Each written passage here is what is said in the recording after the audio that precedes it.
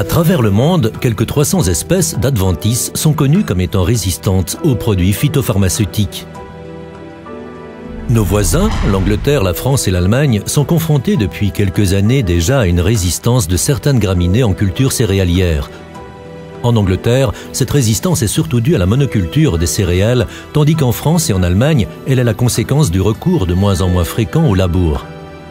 En Belgique également, on observe une progression de la résistance de certaines graminées, et ce dans tout le pays.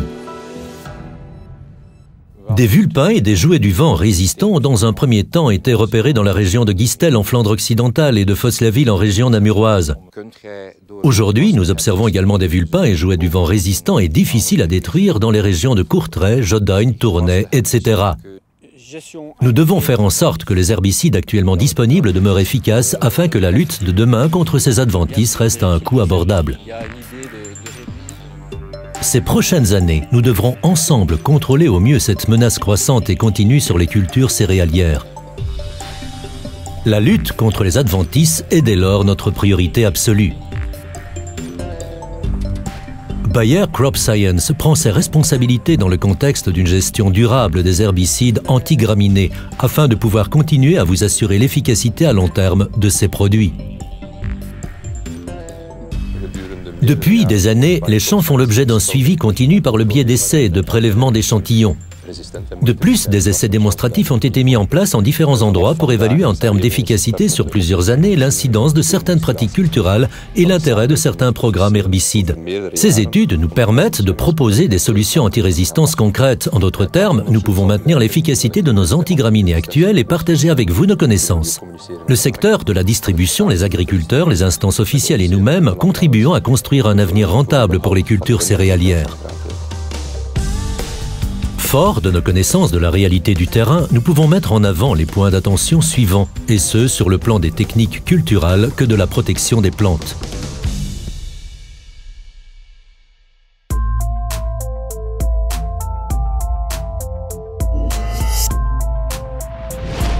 Actuellement, le principe de base de la rotation des cultures est souvent mis à mal. Une bonne rotation des cultures est un outil de lutte très efficace contre les adventices, doublé d'une influence positive sur la bonne santé et la structure des sols. Diversifier et allonger les rotations permet d'utiliser un plus grand nombre d'herbicides aux modes d'action différents. D'autre part, certaines adventices germeront moins facilement dans une culture de printemps. La rotation des cultures est la condition sine qua non pour maintenir mes parcelles au top et obtenir un rendement céréalier optimal. Bayer Crop Science recommande d'alterner les céréales et les plantes racines tubercules et de pratiquer une rotation d'au moins 3 ans en intégrant au moins une culture de printemps tous les 4 ans.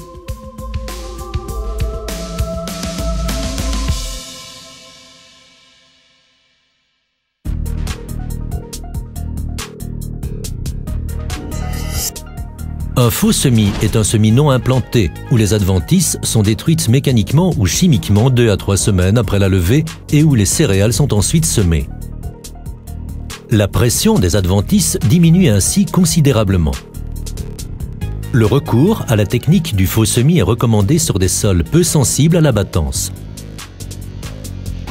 Bayer Crop Science recommande la technique du faux semis sur les terres où les adventices exercent une forte pression et sont difficiles à combattre, voire résistantes. La pression d'infestation est ainsi considérablement réduite et les conditions de réussite du désherbage grandement améliorées. Bien qu'auparavant on recourait systématiquement au labour, c'est actuellement de moins en moins le cas. L'extension des superficies et l'intensification amènent les agriculteurs à intégrer davantage la gestion de la main-d'œuvre et son coût. En cas de labour, jusqu'à une profondeur de 20 à 25 cm, la levée des graines de mauvaises herbes telles que le vulpin et le jouet du vent est toutefois pratiquement impossible, car elles sont exclusivement aptes à lever dans les couches supérieures du sol. La preuve, sur cette parcelle, le nombre de vulpins a diminué de moitié grâce au labour. En outre, nous ne devons plus labourer tous les ans. Sinon, les graines enterrées encore viables risqueraient de revenir à la surface. Bayer Crop Science examine actuellement si la recommandation « labourer tous les 3 à 4 ans et toujours après un désherbage inefficace » représente la meilleure approche pour réduire la pression des adventices.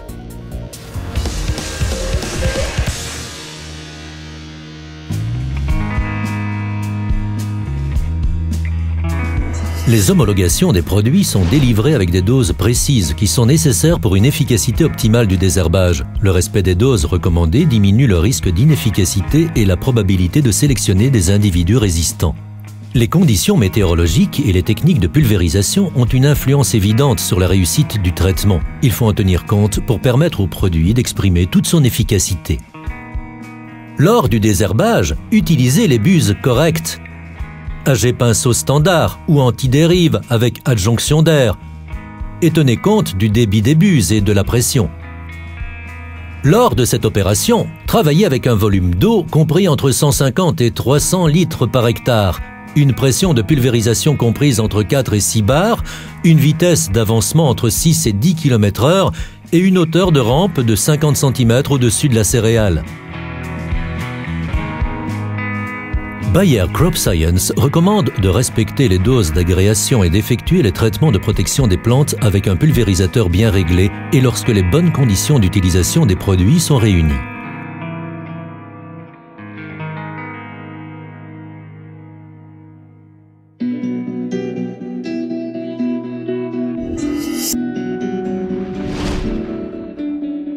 Le programme prévoit un premier traitement en automne suivi d'un traitement correctif au printemps. Il convient d'utiliser des produits de désherbage à mode d'action différents. Cette parcelle à forte pression des graminées difficiles à combattre doit ses excellents résultats de désherbage à la combinaison du labour et d'un traitement en Liberator en automne, suivi par un traitement avec Atlantis au printemps. Grâce au labour, à l'introduction d'une culture de printemps dans la rotation et à un programme de traitement automne-printemps, je suis arrivé à un résultat optimal en ce qui concerne le désherbage. Le respect des doses recommandées et les conditions météorologiques optimales constituent la base d'un désherbage réussi. Bayer Crop Science recommande dès lors de combiner les techniques culturales et l'application d'un programme de désherbage automne-printemps Liberator Atlantis, certainement en cas de salissement important, des graminées difficiles à combattre ou résistantes ou encore en situation de semis précoce. En luttant au mieux contre les populations des graminées, nous prévenons le risque de développement d'une résistance et préservons le potentiel de production et de rendement financier optimal de la culture.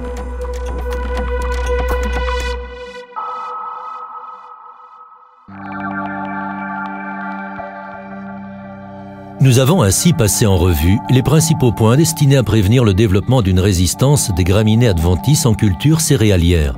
Le module RESI, disponible sur www.bayercropscience.be, vous permet d'évaluer vos données culturales personnelles et de les réajuster. N'oubliez pas que la rotation des cultures, le labour, un éventuel faux semis et un programme de désherbage automne-printemps dans des circonstances appropriées constituent les clés pour maintenir l'efficacité des herbicides et assurer la rentabilité des cultures céréalières de demain. La gestion de la résistance, c'est regarder ensemble vers l'avenir.